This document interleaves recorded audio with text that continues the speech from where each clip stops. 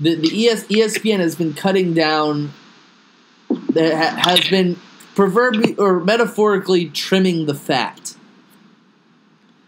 on their staff members, and the latest victim has been 20, 25, 30-year ESPN veteran John Clayton.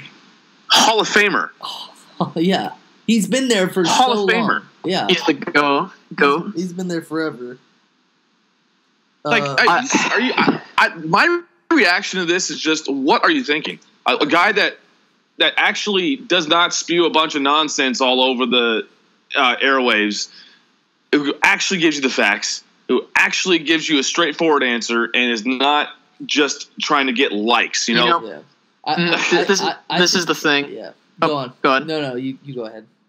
Okay, if you've been noticing over the past couple of years what ESPN has done, they've moved from this informational news source, which I love, whenever you heard the jingle for, SportsCenter, it was going down.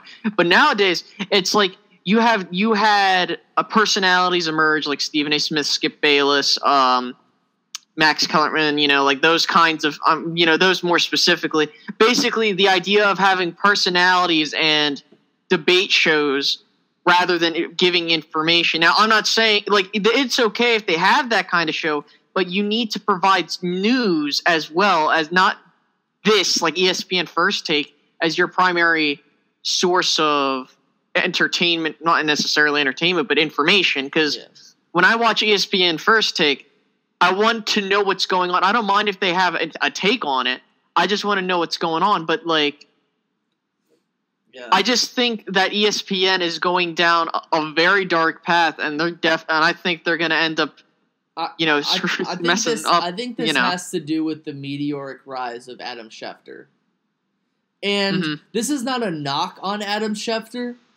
He's right more than he is wrong, but Adam Schefter is very much a rumor guy. Very much a guy who spends a lot of time on his phone, a lot of time on Twitter, a lot of time in the limelight. And again, I don't think he has anything to do with this, but I think that ESPN is paying him more money, so they have to get rid of someone else who does a similar kind of thing, which John Clayton is very much report the news, report that quasi-rumor mill kind of thing.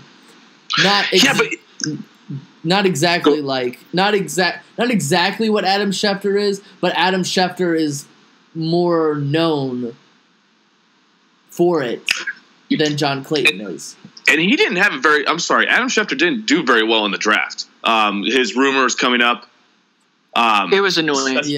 He's saying, the Browns are going to trade. I'm saying specific sources. My source is saying really close to where they're at. Browns are going to trade. And we saw that during the draft this year, because if we remember Adam Schefter got he was talking about the Bears trading up. That was like the first we've heard about it. And basically, he just said, well, I heard that the Bears are trading up. And this was after we knew the Bears had traded up. If you're going to report that, report what the details of the trade are. And I literally had to wait until they showed it on the TV to be like, okay, this is what they gave up to move up. And normally it takes some time to really Sorry, I couldn't even hear that, but it was Mike Dick, because you see that's your IQ, buddy, 0. Give me it again, Hank. Give me it again. Right. See that's your IQ, buddy, 0. I was just talking and it kind of muffles it, so I couldn't hear it. I wanted to figure out a break in your speech so I could play it, but regardless. I'm sorry. Regardless, no, it's fine. But yeah, I mean, in Adam Schefter's defense, that stuff was happening really, really fast. Oh yeah, I agree. The draft, the picks were coming off a lot faster than I remember for most drafts. It seemed like they got 10 minutes to make a pick, but every 2 minutes the picks were going. It's also a possibility. Was it a possibility that not all that stuff was live? Or is Adam Schefter, because I didn't watch the ESPN stuff, Was Adam Schefter at the table? What happened was that they were like, they've announced the trade, and then Adam Schefter comes up, because I was watching it on ESPN. I'm not sure about you guys, but basically Adam Schefter's talking about, the Bears have just there are rumors going around that they're trading up, and they did. This is I think there was a bit of a delay, maybe. Mm-hmm. So I'm not sure. Yeah, because I don't work at ESPN, so I don't get all that insight info. Mm-hmm. But from what I've been seeing, I understand. I can, be like, hey, this wasn't like last year's draft where the picks were slow. Yeah. Like the draft was relatively fast. Compared to others. Yeah. But I still think that there's more to John Clayton than there is to Adam Schefter. But absolutely, like what you guys say, what sells? Yeah. Personality. What sells? Personality. Sensationalism. Exactly. That's what sells. And John Clayton didn't have that much sensationalism. The only thing sensational about John Clayton was that ESPN commercial where he takes it, he has the thing in the back of his head, he goes on the bed and takes up the Chinese food and goes, "I'm done with my project, Ma." That was funny. That was probably one of the best ever. ESPN commercials. Besides I like the LT one where he's putting segment. He's putting the mail. He's putting the mail inside of the mailboxes, but he has the visor. Mm-hmm. But yeah, it's